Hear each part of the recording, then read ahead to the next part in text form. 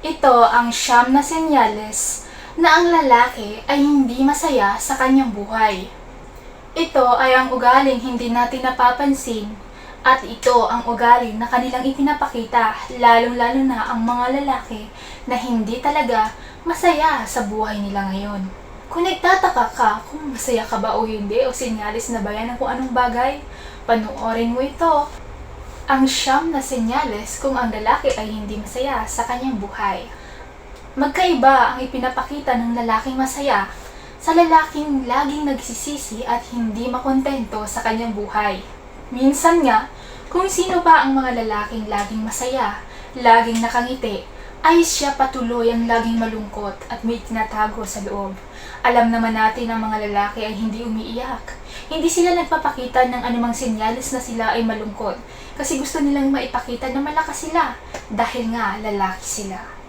Number 1, laging nagpa-flashback.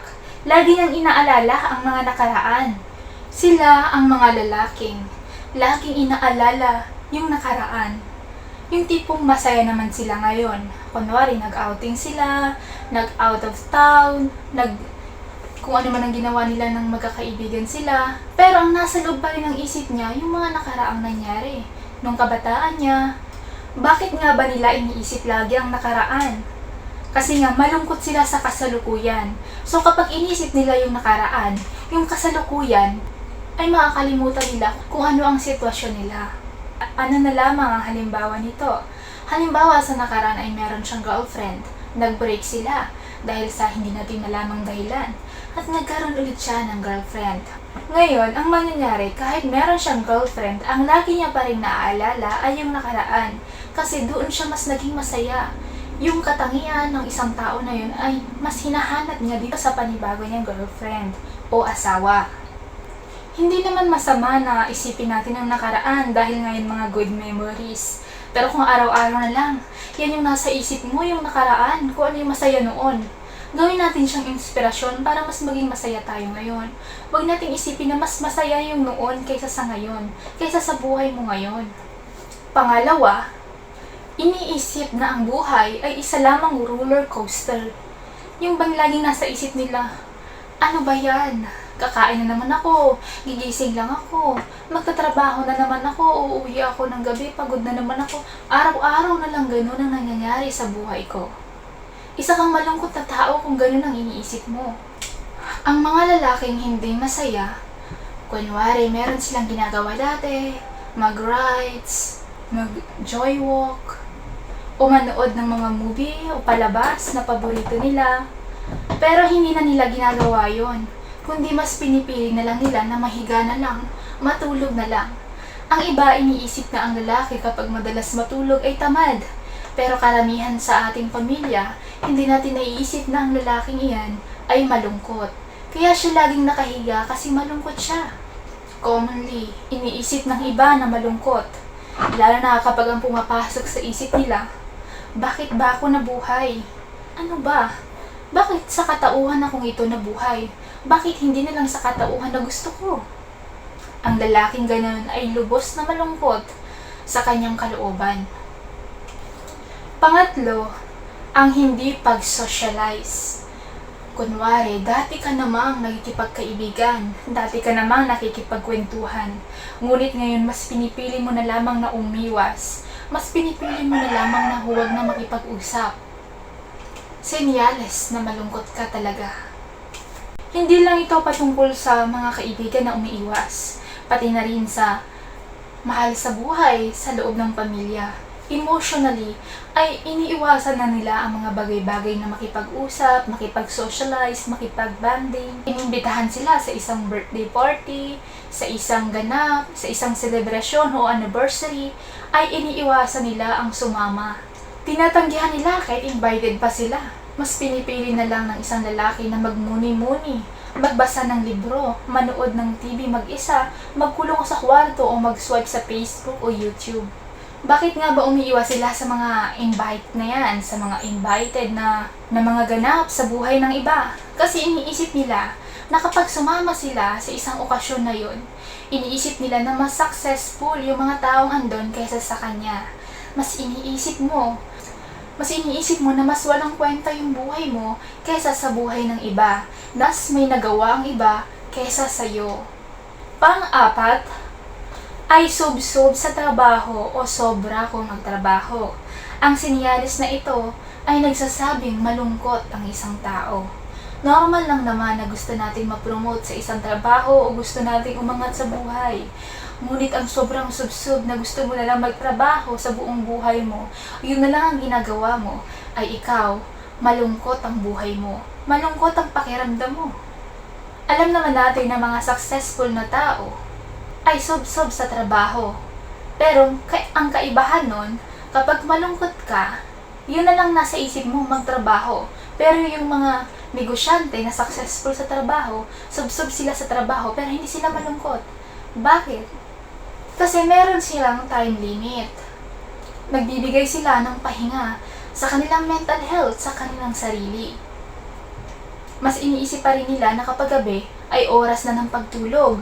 Pero sa'yo, gusto mo pa rin magtrabaho kahit oras na o abutin ka pa ng madaling araw.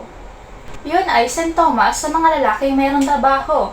Pero yung mga lalaking wala naman trabaho, kunwari estudyante, yun naman yung mga estudyante na sub-sub sa pag-aaral.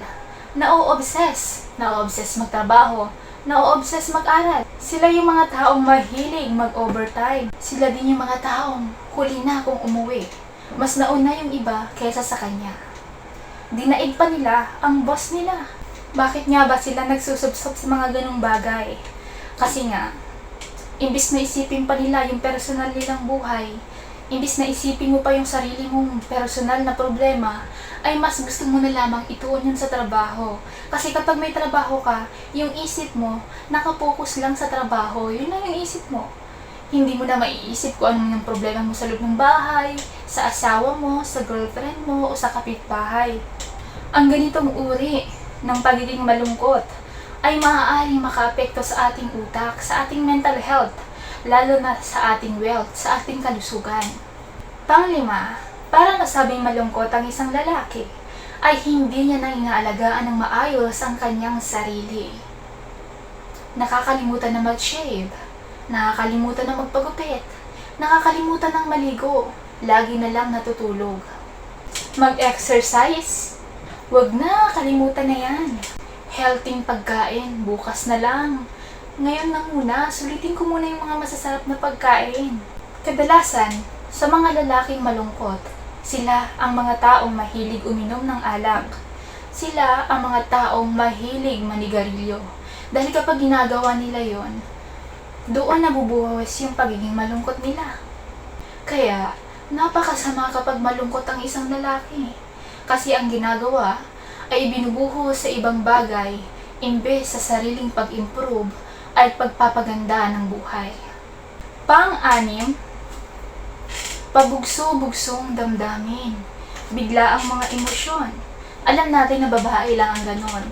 Ngunit ang lalaking magagalitin, laging naiirita, at laging nabibis mode ay ang mga lalaking malungkot, ang taong malungkot.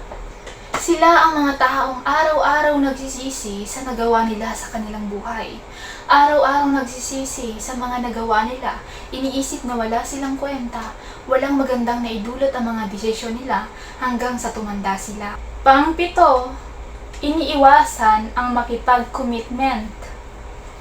Iniiwasan ang magkaroon ng seryosong relasyon. Iniiwasan magpakasal, magkaroon ng girlfriend, o magkaroon ng mas maraming kaibigan. Ang mga lalaking malungkot sa buhay, laging emosyonal, ayaw nila ng mga responsibilidad. Iniisip nila, kapag nangako sila sa isang tao, sa isang babae, yon ay ang nakakatakot na desisyon na maaari nilang magawa. Iniisip nila na hindi nila kayang panagutan. Ayaw na ayaw nila ang mangako. Feeling nila, kapag dumating yung isang bagay na nangako sila, hindi nila nagawa, ay nakaka-stress na yun para sa kanila. Nakakawalang gana na yun para sa buhay nila. At itinuturing na nila yung isang pagkabigo. Pang-walo, mood swings. Sila ang mga lalaki yung parang laging mayroong menstruation. Halimbawa na lamang nito ay laging mo nakikita sa isang lalaki, sa isang tao. Biglang ngingiti sa'yo, Minsan naman, pagkaraan ng ilang minuto, ay bigla nang magagalit, maiinis, mayayamot, sisigaw, o mang-aaway. Kahit sa mismong sarili nila, hindi nila gusto ang ganong damdamin. Hindi nila gusto na paiba-ibang emosyon nila.